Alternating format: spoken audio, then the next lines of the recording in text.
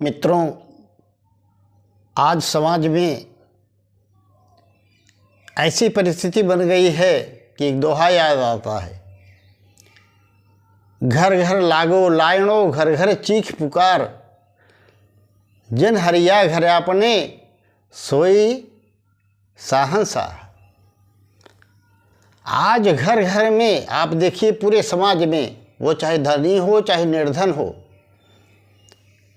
चाहे बड़े पोस्ट वाला हो चाहे छोटे पोस्ट वाला हो, हर व्यक्ति परेशान नजर आता है। किसी से भी आप पूछो, अकेले में पूछो,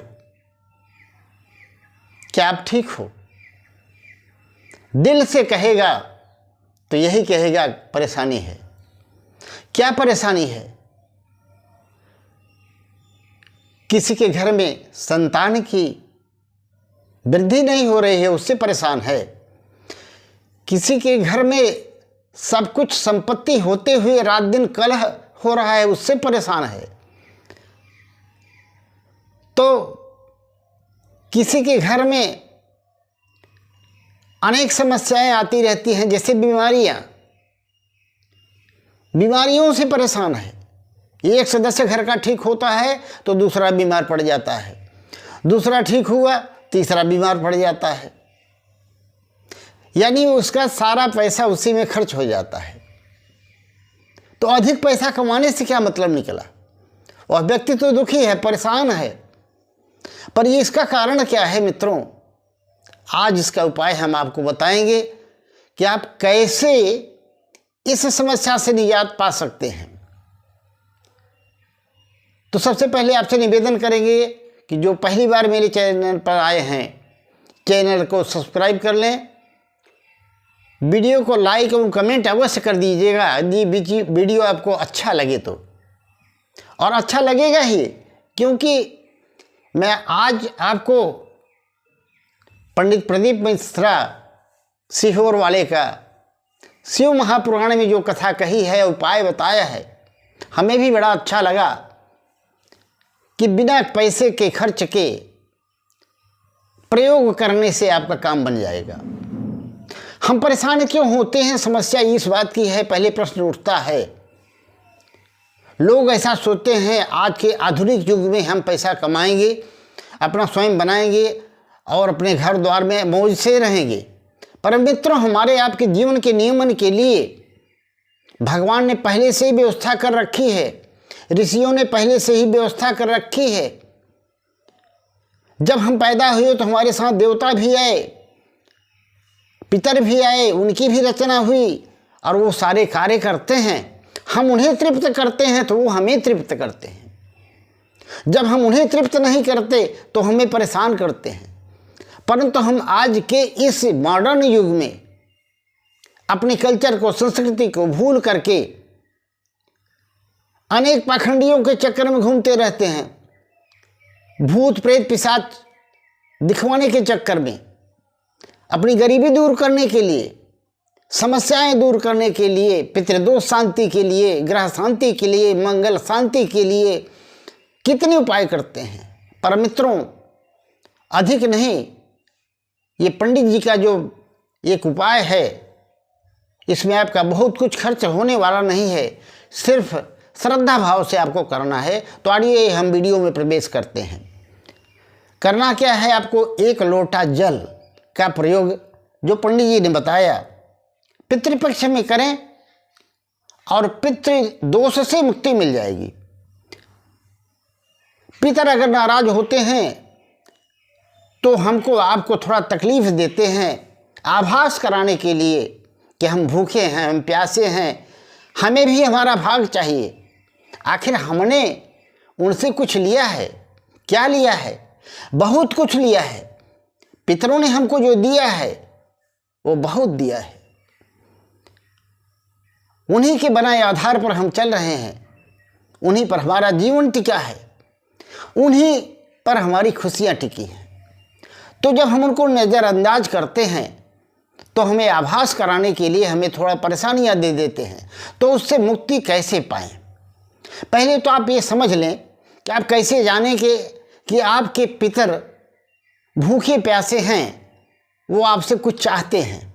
तो मित्रों, रात्रि को आप जब सोएं, 1-1.5 घंटा 2 घंटा बाद आपकी नींद खुल जाए, जोरों की प्यास लगे, ऐसा लगे कि पानी नहीं मिलेगा तो मर जाऊंगा, इतनी जोर की प्यास लगे, भूख से लगे, तो मित्रों समझ जाना कि हमारे पितर भूखे प्यासे हैं, उन्हें तर्पण की आवश्यकता है, उनकी भूख प्यास मिटाने की आवश्यकता है, उन्हें भूख प्यास लगा है। और आपके यहाँ पितृदोष है, तो आप इसके लिए करें भी क्या? किसी भी नदी, जल, सरोवर में, तालाब में, तीर्थ में कहीं भी आप जाएं, स्नान करें, तो अपने अंजलि में जल लेकर के अपने पितरों को पितृदेवताभ्यो नमः करके उनको वह जल अर्पित करें और प्रणाम करें, निवेदन करें कि मैं आपको जल प्रदान करता हूँ, आप मुझ पर खुश होकर प्रसन्न होइए और आशीर्वाद दीजिए। मित्रों, इसके लिए आपको और क्या करना है? 3 वृक्ष जो होते हैं, पीपल का, बट का और बेल का, तो जो पीपल का वृक्ष होता है और बट का वृक्ष होता है, बेल का वृक्ष होता है, ये पितृतुल्य है। ये पितृ साक्षात पितरों के स्वरूप हैं। आपको नींद नहीं आती, पूरी पूरी रात आप जागते रहते हैं, रात को सोए, नींद खुल गई, फिर सोए, नींद नहीं आ रही है, पूरी की पूरी रात अनेक नाना प्रकार के विचार आते जाते रहते हैं, निराशा होने लगती है, घबराहट होने लगती है, समझ जाना पितृदोष है। तो आपको करना इसके अलावा क्या करना है? ये जो 3 वृक्ष हैं मित्रों, ये 3 वृक्ष पितृ सदृश हैं। ये जो पीपल का वृक्ष है, इसमें 52,000 ब्राह्मण, 33 कोटि देवता निवास करते हैं। इनको कुछ भी अर्पित करने से, पूजन करने से वो सब तृप्त हो जाते हैं, पितृ तृप्त हो जाते हैं।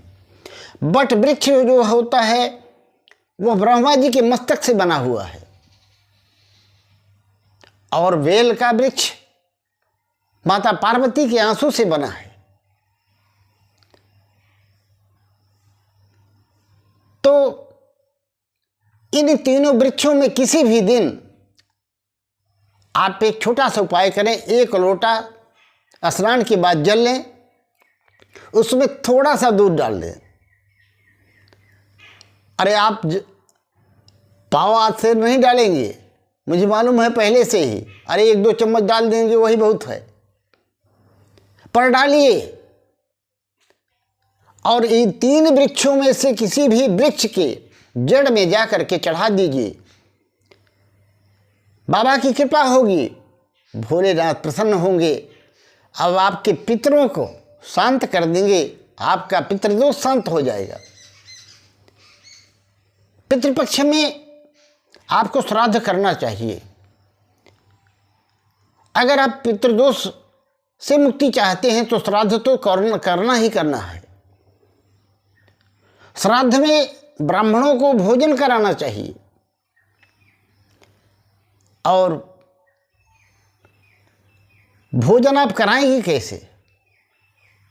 देखो, जो घर में माताएं भोजन बनाती हैं ना, तो गऊ को रोटी खिलाई जाती है, कौओं को खिलाई जाती है, अन्य जीव जंतुओं के लिए विसर्जित किया जाता है। तो क्या होता है? 1 रोटी के 2 टुकड़े या 2 पूड़ी, ये खिलाने का विधान है। क्यों? घर में जो माता, जो बिटिया भोजन बना रही है,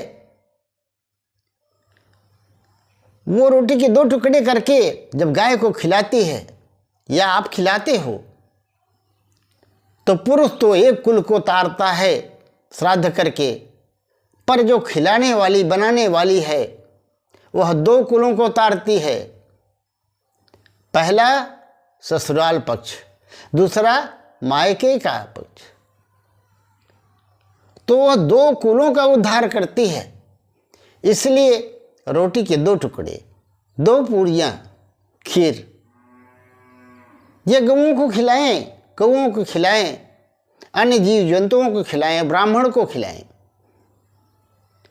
अब आज का प्रचलन है कि आपको ब्राह्मणों को भोजन कराने का या किसी भी अतिथि का भोजन कराने का पूर्ण फल कब मिलेगा, कैसे मिलेगा, हमें क्या करना चाहिए। अच्छा, दूसरा कारण ये भी आप जान लें कि आपके घर में पितृदोष है तो कैसे समझेंगे। घर में वंश वृद्धि नहीं हो रही है, कलह मचा हुआ है, एक दूसरे से लड़ाई झगड़े रात दिन हो रहे हैं, बीमारियां घर छोड़ने का नाम नहीं ले रही हैं, पैसा आता है टिकता नहीं, 1 रुपया आता है तो 1.25 रुपया खर्च होता है। समझ लीजिए आपके घर में पितृदोष है, तो उसके उपाय के लिए श्राद्ध करिए। और श्राद्ध कर्म में अभी हमने तर्पण का तो विधान बताया ही है कि नदी में आप उनको जल का दान करिए, घर पे आकर के भोजन बनवाइए और ब्राह्मण को भोजन कराइए, गाय को भोजन कराइए, किसी भूखे प्राणी को भोजन कराइए। पर भोजन कराने का तरीका क्या होना चाहिए। आजकल लोग जमीन पर बैठकर भोजन करने में अपने को छोटा समझते हैं, बड़े स्मार्ट बन गए हैं ना लोग आज। तो स्मार्ट लोग जो होते हैं, अपने को बड़ा दिखाने वाले लोग, टेबल पर खाना पसंद करते हैं।